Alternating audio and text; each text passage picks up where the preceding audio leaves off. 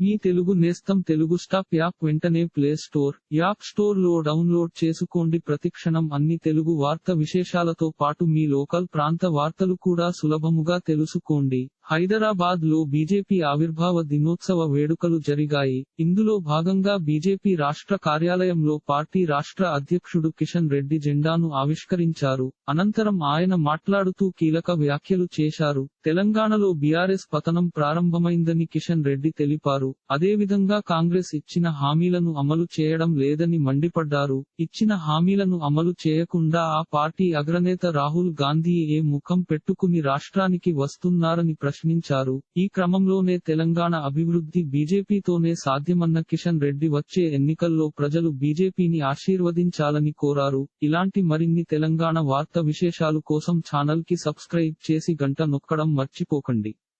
ఈ వీడియోని తోటి మిత్రులకి షేర్ చేయండి. మీ అభిప్రాయాన్ని కామెంట్ లో తెలపండి.